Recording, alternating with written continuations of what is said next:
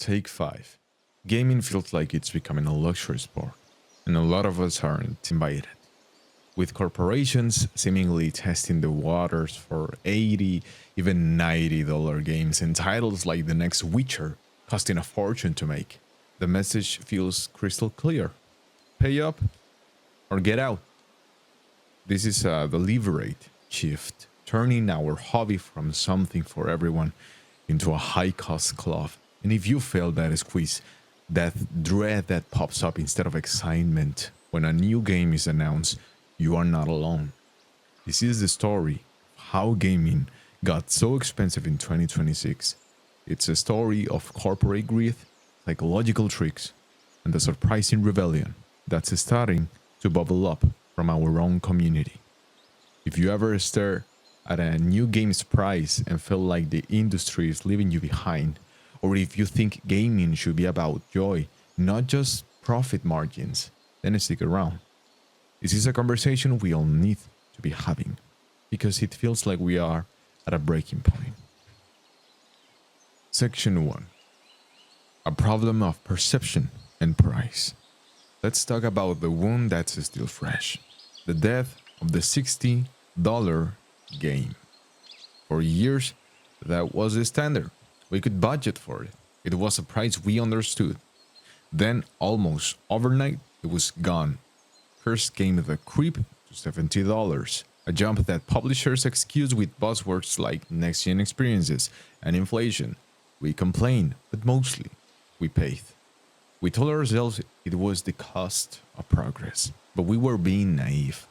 We thought 70 was a new peak. Now, in 2026, that $70 price feels like a fond memory. Publishers seem to be getting more and more bold. When anyone questions it, the justification is always the same vague corporate talk about quality and innovation. But let's be real. We're talking about games, and a lot of them are sequels to franchises that are decades old. We are being asked to pay nearly $100 for the next big adventure, not because development costs suddenly exploded in a way that's unique to one company, but because they can. When you have a console that sells faster than any before it, you get to set the prices. They've built a walled garden, and the entrance fee is getting steeper. This is not just about one company though. They're just the boldest. The whole industry saw that $70 barrier fall and took it as an invitation. Look at the most anticipated game of the decade, Grand Theft Auto 6, which is expected in late 2026. Before any official price was confirmed, placeholder listings started showing up. One on Xbox, which appeared on February 22, showed a jaw-dropping placeholder of 89.99 euros for the standard edition. That would likely translate to $99.99 in the US, a three-figure price for a standard edition game. It's a moment that just feels wrong for anyone who's been gaming for a while. A single game costing as much as a week of groceries or a full tank of gas? This is a huge shift in the deal we've always had with gaming. It is the moment the hobby stops feeling like a universal art form and starts feeling like a tiered system, where the biggest, most talked about experiences are safe for those who can afford to pay the most. Section 2. Agitation. So the question is, why? How did we get here? If you ask the publishers, the people in suits making these calls, they'll give you a simple, clean answer. Games cost more to make. And they're not totally wrong. They're not telling you the whole story either. Subsection 2.1. The grand myth of exploding budgets. Making a AAA game is expensive. The graphics, the size of the worlds, the number of people on a team, it's all grown like crazy. Let's start with GTA 6. Industry reports and Insider estimates have put its total budget at a staggering $1 billion, with some saying it could be even higher. That's not a typo. $1 billion. It's a number so big it almost doesn't feel real. Then you have CD Projekt Red's next Witcher game.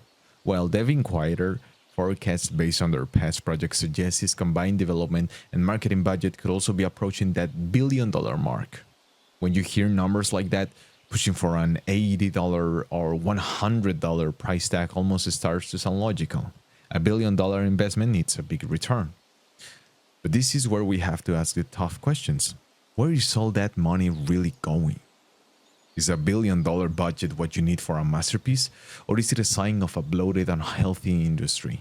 The goal hasn't been to make better games, but more realistic ones. This chase for photorealism gives us less and less in return, where every tiny improvement costs exponentially more money and manpower. On top of that, these budgets are often pumped up by insane marketing costs. A huge chunk of that $1 billion for a game like GTA 6 won't pay for developers or writers. It'll go to Super Bowl ads, giant billboards, and a global media storm to make the launch an unmissable event. The truth is, many of the most beloved games of all time didn't come from $1 billion budgets. They came from creativity and respect for the player. This obsession with creating 200-hour open worlds isn't always about what players want. It's a business strategy. A longer game keeps you in the world longer, making you more likely to spend money on microtransactions. It justifies a higher price by selling value as pure hours of content, not quality. Not every game needs to be a second job. The myth of exploding budgets is just a convenient story that covers up a bigger problem. A crisis of creativity and a system that puts a spectacle over substance and profit over play. Subsection 2.2. The greed factor. If bloated budgets are the excuse, then pure unfiltered greed is the reason. The story that rising prices are just to cover costs completely falls apart when you look at the profits of major publishers. Companies like EA and Ubisoft aren't struggling. They are multi-billion-dollar corporations that report record profits year after year. The price hikes we are seeing aren't about their survival. They are about making shareholders happy, who demand endless, unsustainable growth every single quarter. This greed gets really toxic with microtransactions. We are way past simple cosmetic skins. The modern AAA game is a minefield of psychological tricks designed to get more money from you, even after you pay $80 or $90 just to get in. The industry has perfected the digital casino. It started with scandals like EA's Star Wars Battlefront 2, where game progression was tied to loot boxes, creating a pay-to-win system that sparked a huge player revolt. The industry learned a lesson, yep, but not the right one. They didn't stop. They just got sneakier. They replaced obvious loot boxes with confusing in-game currencies, battle passes that expire, and limited time bundles designed to trigger your fear of missing out, or FOMO, however you want to call it. This whole philosophy is called game as a service, which you may know already.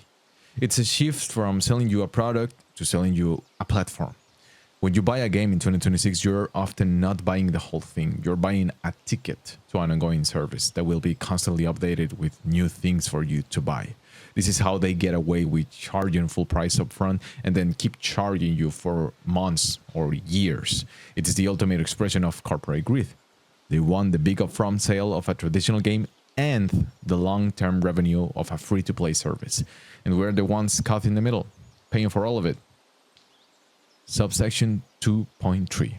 The hardware squeeze. The financial pressure on us in 2026 isn't just coming from the games. The machines we play them on are getting ridiculously expensive, thanks to a perfect storm of market forces. The problem hits both PC and console gamers, just in different ways. The line from the executives is, but it's just not the games, it's the consoles and the PCs needed to run them. They are not totally wrong, but they frame it like it's unavoidable, instead of a situation they're happy to take advantage of.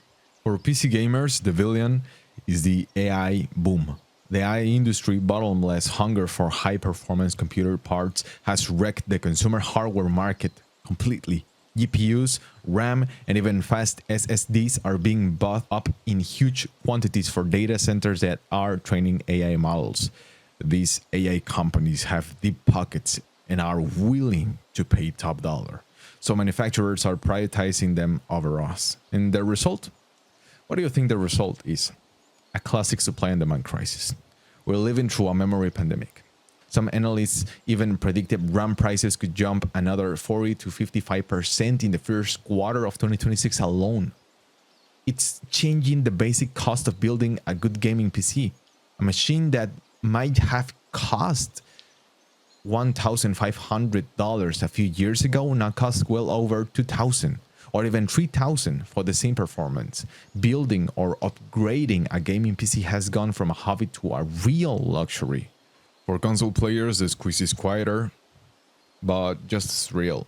Consoles have usually been sold at or near a loss, with companies making money on game sales, but even that is under pressure. Nintendo is a key example again. Reports suggest that after absorbing the high manufacturing costs at launch, Nintendo might have to raise the price of the console itself in 2026 to protect its profits. Suddenly, the console that was always the affordable, family-friendly choice is facing a potential price hike mid-generation. This creates a brutal one-two punch. First, the console gets more expensive, and second, as we've already covered, the company then charges more for the games to make back its costs and maximize profit.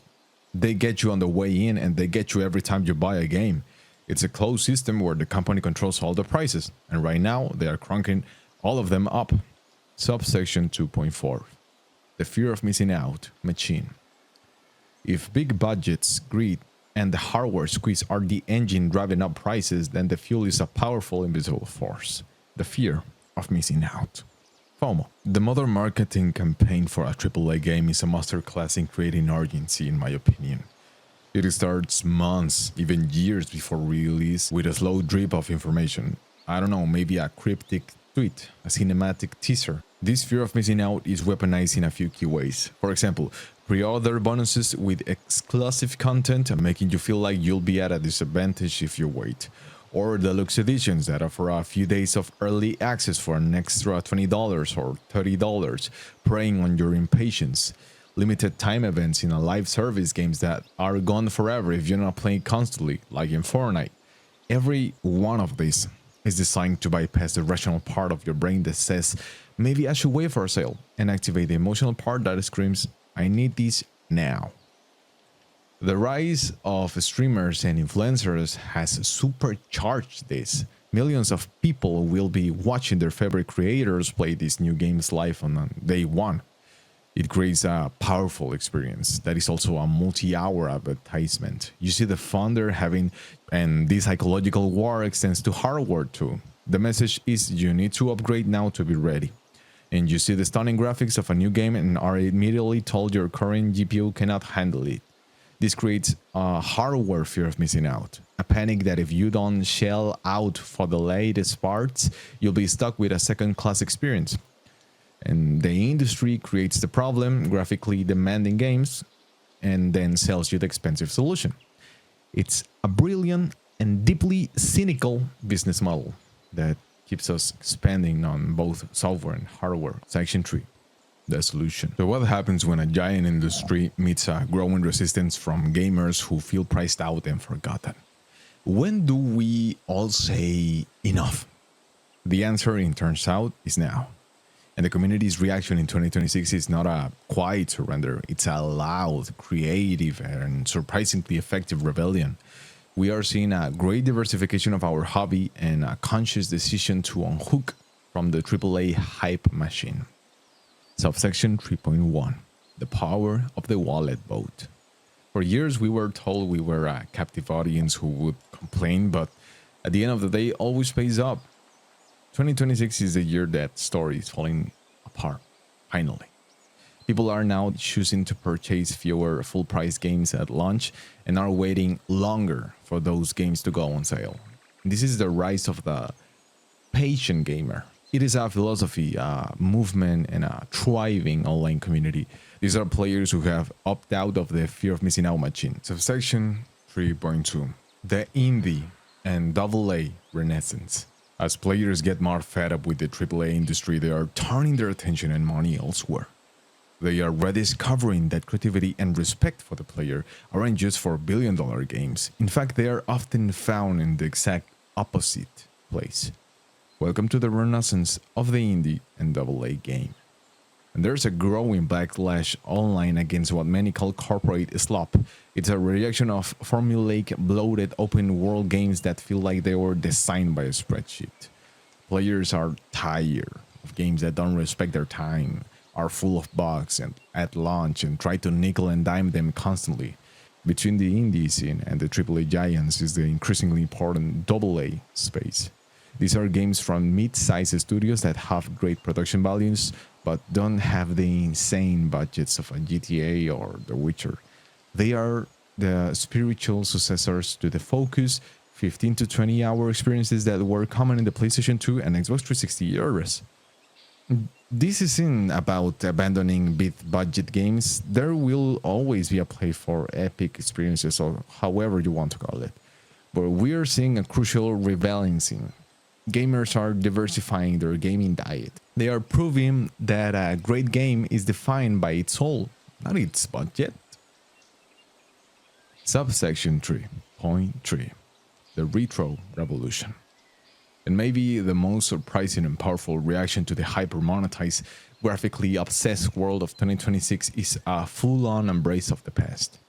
We are in the middle of a retro revolution.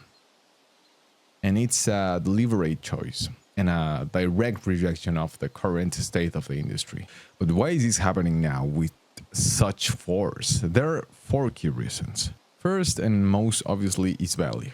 Through official re-releases, simulation, or collecting all hardware, you can own hundreds of the greatest games ever made for a fraction of the cost of keeping up with the latest releases, and the value is just undeniable. Second is completeness. This is a powerful, almost emotional appeal. A retro game is a finished product. When you buy Chrono Trigger or Metal Gear Solid, you are getting the entire, complete experience on that cartridge or disc. There is no day one patch needed to make it work. There are no battle passes, no seasonal content, no rotating shops. You buy it, you own it, you play it. End of story. Third is respect for time. Many classic games were designed to be finished. They come from an era before games as a service, where the goal was to provide a satisfying, finite experience, not to keep you engaged for months. You can finish Super Metroid in a weekend and feel a huge sense of accomplishment. It doesn't demand 150 hours just to see the credits. And fourth is accessibility. Retro games run on almost anything. You don't need a $3,000 PC with a brand new GPA to play A Link to the Past. It makes the hobby open to everyone again. This revolution is a vibrant global community because it's hardware mothers creating new shells for old handhelds. It's programmers creating FPGA consoles that play original cartridges on modern TVs. It's homebrew developers creating entirely new games for the Game Boy and Sega Genesis in 2026. The retro scene, it's a living, breathing, creative space that offers everything that modern industry seems to have forgotten. Value, completeness, respect, and accessibility. It's the ultimate solution and the clearest message to the corporations. If you want to make games that respect us, we will find our fun somewhere else. Conclusion. So here we are, at a crossroads. On one path is a future decided by corporate boardrooms, a future of $100 games, manipulative monetization, and a hobby turned into a luxury good. A future where our passion is measured in quarterly earnings and our ability to play depends on our ability to pay more and more. The message has been loud and clear. Pay up or get out. But down the other path, a different future is being built. It's a future being built by us, the players. It's a future where we vote with our wallets, becoming patient gamers who wait for sales and reject the manufactured hype. It's a future where we champion passionate, creative indie developers who are pushing the art form forward. And it's a future where we look back not just with nostalgia, but with purpose, finding joy in the complete, respectful games of the retro revolution. The future of gaming is not written in a shareholder report. It's not the property of executives who see us as just consumers to be milked. The future of gaming is in our hands. It's in our being, in our buying decisions, in the communities we build, and in the games we choose to celebrate. The industry has become unreasonable, but the community's reaction has been powerful and inspiring. They seem to have forgotten that they work for us, and I think it's time we reminded them. But that's just my take. I want to know what you think. Are you paying the premium for the next big thing? Or have you drawn a line in the sand? Have you found a home in the indie scene, or are you diving into the retro revolution? Please let me know your thoughts in the comments. It's a discussion we need to have. Thanks for watching. Bye bye.